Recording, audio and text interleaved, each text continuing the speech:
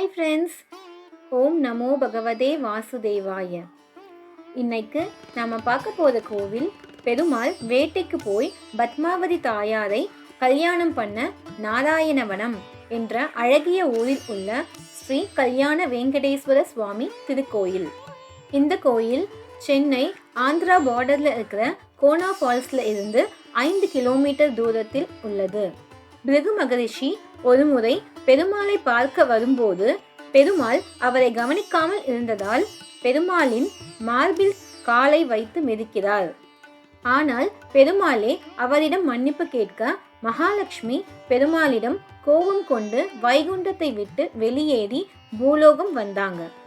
மகாலட்சுமியை தேடி பூலோகம் வந்த பெருமாள் வெங்கடேசம் மலையில் உள்ள புஷ்கரணிக்கு அருகில் உள்ள ஒரு புளிய மரத்தின் அடியில் ஒரு எறும்பு மலையில் தங்கினார். லக்ஷ்மி திரும்புவதற்காக உணவு மற்றும் தூக்கம் இல்லாமல் தியானம் செய்தார். பூமியை ஆழ்கடலுக்கு இழுத்து சென்ற ஹிரண்யாக்ஷனை கொன்று ஆழ்கடலில் இருந்து பூமாதேவியை மீட்பதற்காக கடவுள் வராக வடிவத்தை எடுத்த இடம் இதுவாகும். விஷ்ணுவின் மீது ஆழ்ந்த அக்கறை கொண்ட பிரம்மாவும் சிவனும் ஒரு பசு மற்றும் அதன் கன்றின் வடிவத்தை எடுத்து அவருக்கு சேவை செய்ய முடிவு செய்தனர். இதனை சூரிய பகவான் மகாலட்சுமியிடம் தெரிவித்து மாடு மேய்க்கும் வடிவில் வந்து பசுவையும் கன்றையும் சோழ நாட்டு மன்னனுக்கு விற்கும்படி வேண்டினார். சோழ நாட்டு மன்னன் பசுவையும் அதன் கன்றையும் வாங்கி கொண்டு தன் கால்நடைகளுடன் வெங்கடாச்சலம் மலையில் மேய்ச்சலுக்கு அனுப்பினான். எறும்பு மலையில் மகாவிஷ்ணுவை கண்டுபிடித்த பசு அதன் பாலை அளித்து இறைவனுக்கு உணவளித்தது. இதற்கிடையில் அரண்மனையில் பசு பால் கொடுக்காததால் சோழராணி மாடு மேய்ப்பவரை கடுமையாக கண்டித்தாள். பால் பற்றாக்குறைக்கான காரணத்தை கண்டறிய மாடு மேய்ப்பவர் பசுவை பின்தொடர்ந்து ஒரு புதருக்கு பின்னால் ஒளிந்து கொண்டு எறும்பு குன்றின் மேல் பசு தனது மடியை காலி செய்வதை கண்டார். பசுவின் நடத்தையால் ஆத்திரமடைந்த மாடு மேய்ப்பவர் தனது கோடரியால் பசுவை அடிக்க முயன்றார். அந்த அடியை பெற விஷ்ணு எறும்பு மலையிலிருந்து எழுந்து பசுவை காப்பாற்றுகிறார். கோடரியில் அடித்ததில் இறைவன் ரத்தம் கொட்டியதை கண்டு மாடு மேய்ப்பவர் அதிர்ச்சியில் கீழே விழுந்து இறந்தார். பசுவின் உடல் முழுவதும் இரத்த கதையுடன் திரும்பியதால் சோழ மன்னன் இந்த பயங்கரத்திற்கான காரணத்தை கண்டுபிடிக்க மேலும் சம்பவம் நடந்த இடத்திற்கு சென்று பார்க்கும்போது மாடு மேய்ப்பவன் எறும்பு மலைக்கு அருகில் தரையில் இறந்து கிடந்ததை மன்னர் கண்டார். விஷ்ணு எறும்பு குன்றிலிருந்து எழுந்து வேலைக்காரனின் தவறு காரணமாக அசுரன் ஆகிவிடுவாய் என்று மன்னனை சபிக்கிறார். மன்னன் குற்றமற்றவன் என்று மன்றாடிய போது மன்னன் மீண்டும் ஆகாச ராஜாவாக பிறப்பான் என்றும் தன் மகள் பத்மாவதியை இறைவனுடன் திருமணம் செய்து கொள்ளும் போது ஆகாச ராஜா வழங்கிய கிரீடத்தை இறைவனுக்கு அணிவிக்கும் போது சாபம் நீங்கும் என்றும் அவரை ஆசீர்வதித்தார். இந்த வார்த்தைகளை கூறிவிட்டு இறைவன் கல் வடிவமாக மாறினார். அதன் பிறகு ஸ்ரீனிவாசா என்ற பெயரில் அவதரித்த விஷ்ணு வராக கஷேத்திரத்தில் தங்க முடிவு செய்தார். மேலும் ஸ்ரீ வராக சுவாமியிடம் தாம் தங்குவதற்கு ஒரு இடத்தை தருமாறு வேண்டினார். ஸ்ரீனிவாசர் சந்நியாசம் கட்டி அங்கேயே வாழ்ந்து வந்தார். அவரை தாய் போல பார்த்து கொண்டிருந்த வகுலாதேவிக்கு உபசரித்தார்.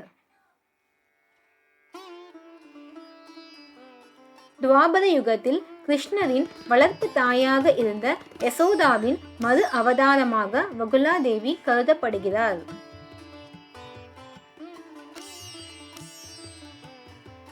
யசோதா பகவான் கிருஷ்ணரிடம் அவருடைய எந்த திருமணத்தையும் பார்க்க முடியவில்லை என்று முறையிட்ட போது கிருஷ்ணர் கலியுகத்தில் அத்தகைய வாய்ப்பு உங்களுக்கு கிடைக்கும் என்று உறுதியளித்தார். ஆகாசராஜா குழந்தை பாக்கியத்திற்காக யாகம் செய்ய பூமியை உழுது கொண்டிருந்த போது ஆந்திர பிரதேசத்தில் உள்ள திருச்சானூர் என்ற இடத்தில் பத்ம புஷ்கரணியில் தாமரையில் ஒரு பெண் குழந்தை இருந்த பெட்டியை கண்டார். தாமரை பூவில் இருந்து வந்ததால் அக்குழந்தைக்கு அலர்மேல் மங்கை என பெயரிட்டார். தாயாருக்கு இன்னொரு பெயர் பத்மாவதி. ஒரு நாள் வேட்டையாடி கொண்டிருந்த ஸ்ரீனிவாச பகவான் மலைகளை சுற்றியுள்ள காடுகளில் ஒரு காட்டு யானையை துரத்திவிட்டு ஒரு தோட்டத்திற்குள் நுழைந்தார். அங்கு இளவரசி பத்மாவதி மற்றும் அவரது பணிப்பெண்கள் பூப்பறித்து கொண்டிருந்தனர். யானையின் பார்வை இளவரசியையும் அவளுடைய பணிப்பெண்களையும் பயமுறுத்தியது. ஆனால் யானை உடனே திரும்பி இறைவனை வணங்கிவிட்டு காட்டுக்குள் மறைந்தது. ஸ்ரீனிவாசன் தன் குதிரையை விட்டுவிட்டு அவசரமாக மலைக்கு திரும்பினார். பகுலாதேவி ஸ்ரீனிவாசர் படுக்கையில் கிடப்பதைக் கண்டாள். அவர் எதிலும் ஆர்வம் காட்டவில்லை. அவர் ஆகாசராஜ மன்னனின் மகள் பத்மாவதியின் மீது காதல் கொண்டதை உணர்ந்தாள். இதற்கிடையில் ஆகாசராஜாவும் அவரது ராணி தரணி தேவியும் பத்மாவதி வெங்கடாச்சலம் மலையின் ஸ்ரீனிவாசனை காதலிப்பதை பற்றி அறிந்து கொள்கிறார்கள். ஆகாசராஜா ப்ரஹஸ்பதியிடம் ஆலோசனை கேட்கிறார். அவர் அவர்களின் திருமணம் இரு தரப்பினரின் நலனுக்காக இருக்கும் என்று அறிவுறுத்துகிறார். திருமண செலவுகளை சமாளிக்க ஸ்ரீனிவாசனிடம் குபேரர் கடன் கொடுக்கிறார். நாராயணவனத்தில் திருமணம் நடந்ததால் பத்மாவதியின் சகோதரர் தொண்டைமான் 2 கோயில்களை கட்டினார். ஒன்று நாராயணவனத்திலும் மற்றொன்று திருமலையிலும்.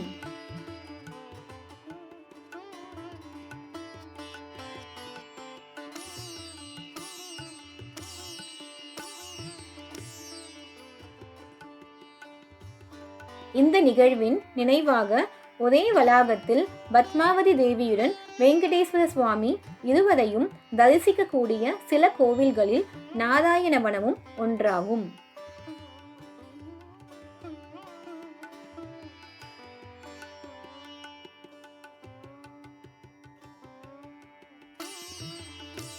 பெருமாள் வேட்டைக்காக வந்த இடம் என்பதால் நீங்கள் பெருமாள் கையில் ஒரு பெரிய வாள் வைத்திருப்பதை பார்க்க முடியும். இங்கே பத்மாவதி தாயார் அவரது கல்யாணத்திற்காக மாவு அரைத்த இயந்திரம் இன்னும் உள்ளது.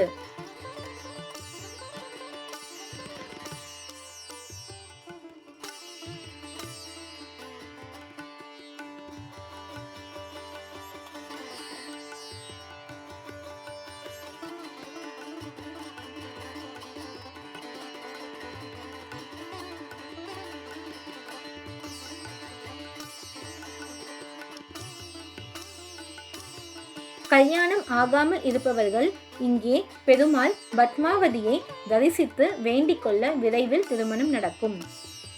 இந்த நாராயண வனத்திலிருந்துதான் பாத யாத்திரையாக வேங்கடமலைக்கு ஸ்ரீவாரியில் இருக்கும் படிக்கட்டு வழியாக பெருமாளும் பத்மாவதி தாயாரும் சென்றார்கள்.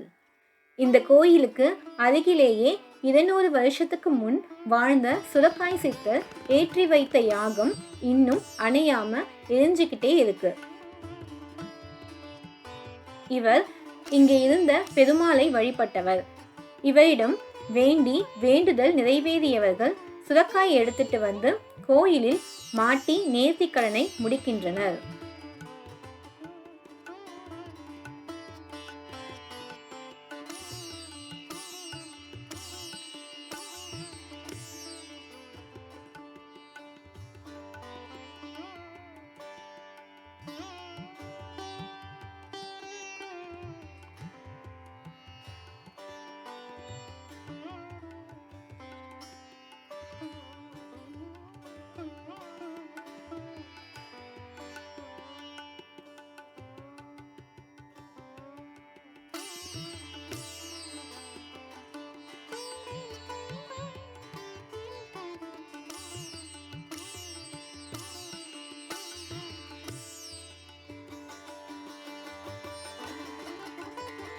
இந்த 2 கோயிலுக்கு சென்று பெருமாளையும் சுரக்காய் சித்தரையும் தரிசித்து வாருங்கள். நல்லதே நடக்கும். நன்றி.